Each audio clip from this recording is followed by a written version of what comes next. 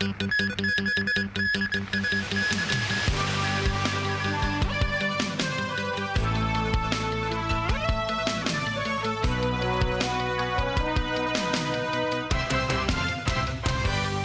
strong wind signal number 3 is now in force and will remain at least until 10 p.m. The observatory said they will issue the standby signal number 1 depending on the changes in local wind conditions. Most Night reports. This was Repulse Bay Beach on Saturday morning. At 10:40 a.m., the observatory issued the strong wind signal number 3 after Typhoon Trami skirted about 500 kilometers to the south of Hong Kong. But the weather remained sunny. Some residents continued to swim in the sea. In Central, the weather was cloudy in the afternoon. The sea was fairly calm. Some locals and tourists said Trami has not affected their outdoor plans, with many referring to the nearby Wine and Dine Festival. If it's a T8 or above, then I'll care. But T3, I don't really have much change to my day. I did check it this morning to see if it was still number 1 and number 3, but I think the weather now is good. Yeah, I was still thinking to explore Central here, but I'll see what the rain does. Compared to yesterday, yes, I was here yesterday. Today looks to be pretty windy, but it's not that bad, to be honest. We don't know what we will see there. It's our first time here. I think it doesn't do anything because in the past we used to have this kind of condition and the people came even if it was raining or there was windy, or so for us it's not a problem. Meanwhile, the observatory said residents should expect showery weather with weekend wind on Sunday. As to the weather in the next few days, the observatory expects it will be dry with lower temperatures in the morning and at night. News 9, TVB News. Trami has left the Philippines where 82 people died, mostly in landslides caused by the tropical storm. An extensive cleanup is underway in Batangas, south of Manila. Trees have fallen and some buildings have been swept away. Cars were buried as a landslide hit a village. 49 were killed, bringing the total death toll from the storm to over 80, with 11 others still missing. The danger may not be over. Forecasters say Trami could make a rare U-turn and come back toward the Philippines next week. It could be pushed back by high-pressure winds in the South China Sea.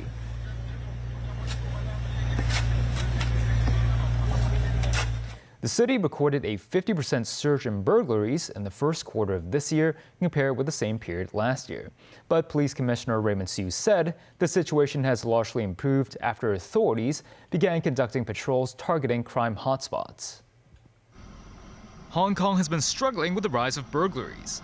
Former Police Commissioner Andy Zhang was among the latest victims, with his Taibo residence burgled just days earlier. Current Police Commissioner Raymond Siu said there was a 50% surge in burglaries in the first quarter of this year, compared with the same period last year. Financial losses increased by 30%. But Siu believes a strengthening of patrols over the past half a year targeting such crimes have improved the situation, with the number of burglaries in the first 9 months of this year having decreased from the same period last year.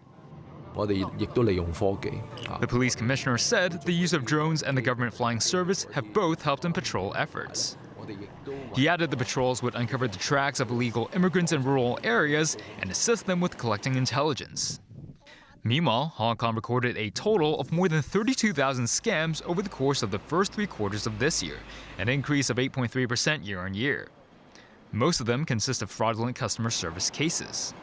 Siu noted authorities have targeted such activities in the last 2 to 3 months, resulting in a drop in such crimes. The police commissioner said scam figures have decreased from over 1,000 in July to 399 in September. He believes the community has increased its awareness and that the force will continue to promote anti-scam activities. Starting next month, the government's drug approval mechanism 1+ will cover all new drugs. Secretary of Health Lo Cheng-mao said today the expansion could help lower drug prices, while encouraging the biomedicine industry to do more research in Hong Kong.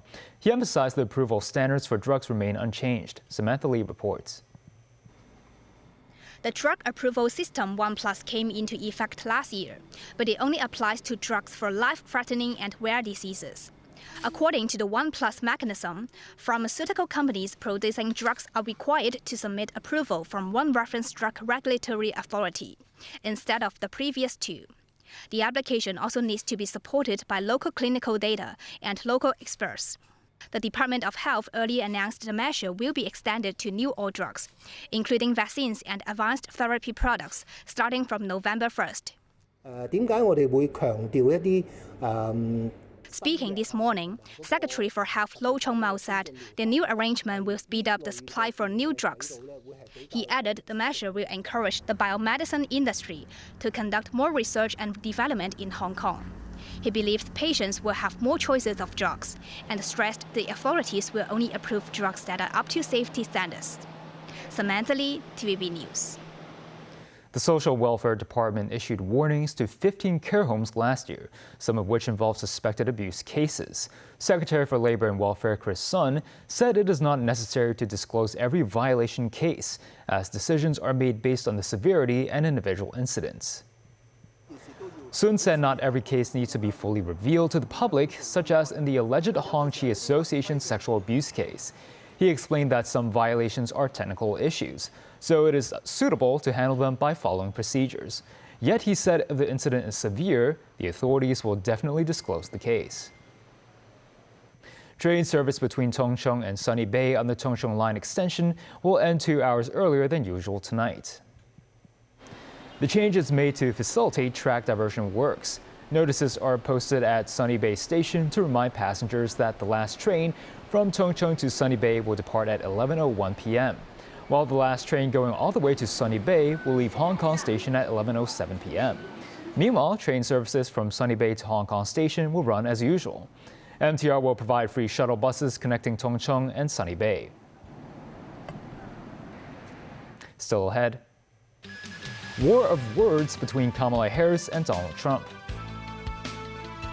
TVB News reports from New York on racism facing Asian Americans.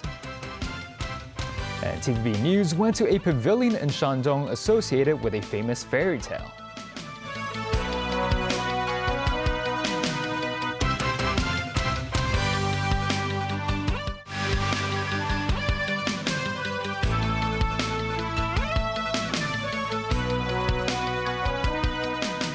Welcome back.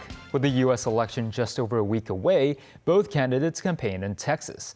Kamala Harris pushed her policies on abortion in the southern state, which has some of the strictest laws in the country. Donald Trump focused on immigration near the borders with Mexico. David Garrett reports. Kamala Harris again harnessing the power of celebrity. Singers Beyonce and Kelly Rowland endorsing the vice president.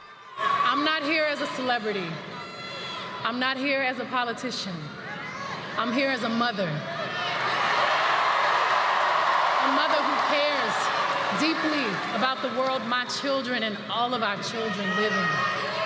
Beyonce says she wants daughters to grow up without ceilings or limitations as she invites Harris to the podium. As Harris prepares to speak, the energized crowd call out, "Don't go back."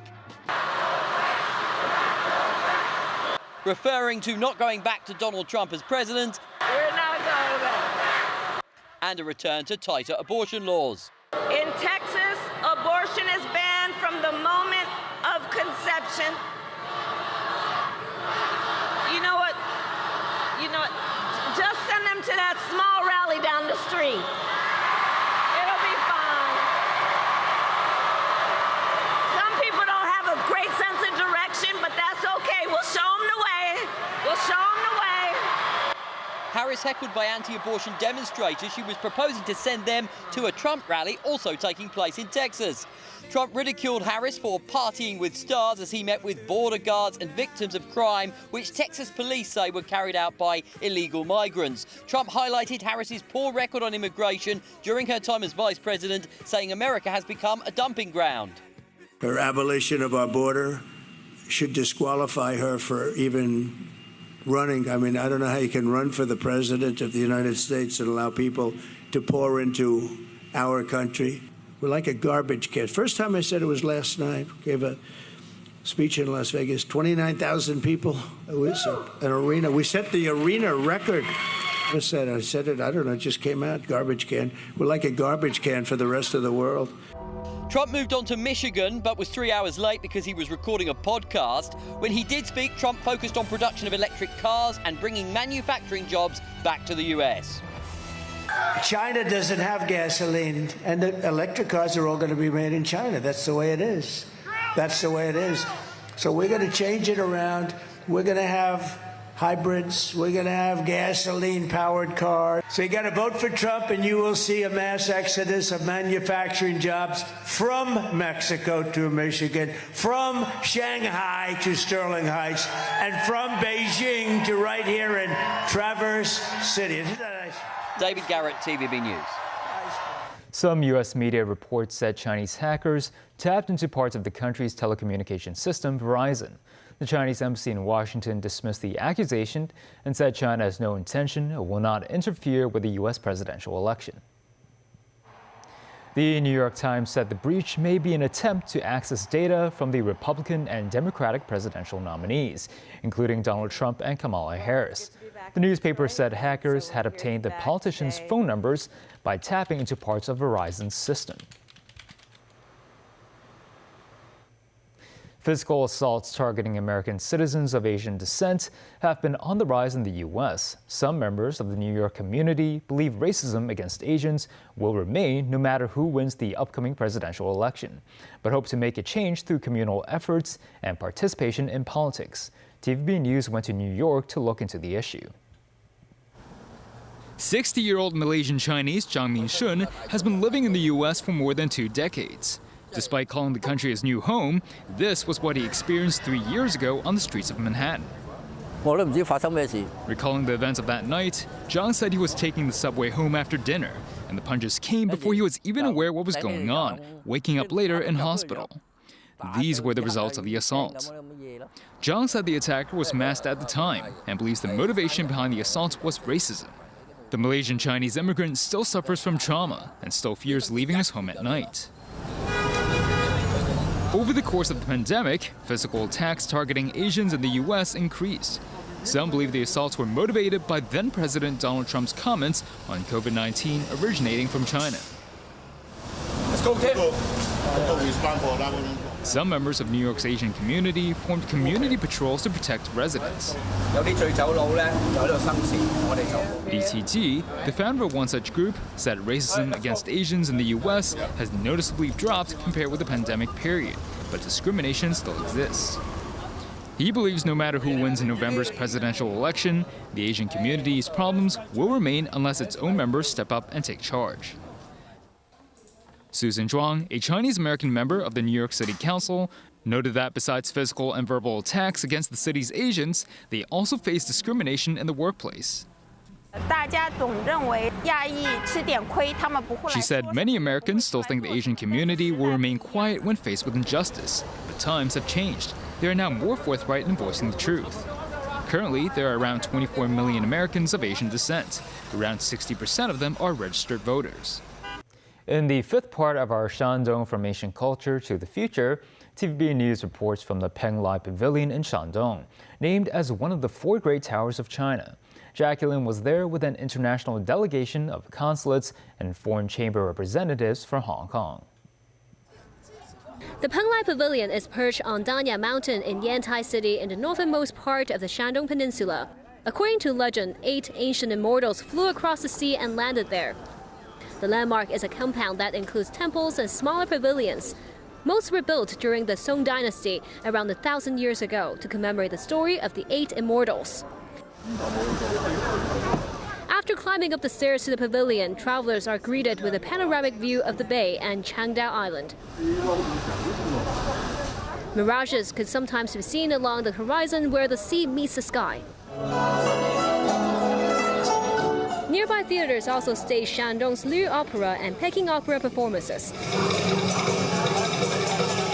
A delegation of consulate generals and foreign business chambers were invited by the Office of the Commissioner of the Ministry of Foreign Affairs in Hong Kong to visit the sites. Mary Cham, executive chairman of the Hong Kong East Timor General Chamber of Commerce, said she came here more than a decade ago and saw a mirage with images of angels. The Pung Li Pavilion received about 3 million tourists last year. Fan Li, deputy director of Pung Li Pavilion, said with more favorable travel policies, the number of tourists from Hong Kong has seen a rise. The landmark's management expects the number of Hong Kong visitors here will increase by about 10% this year. The top of the Pung Li Pavilion is considered an ideal place to take beautiful sunrise photos, and if you're lucky, you can sometimes catch the mirage right here. Jackie Lin, TVB News, Shandong. And that's the news. Thanks for watching.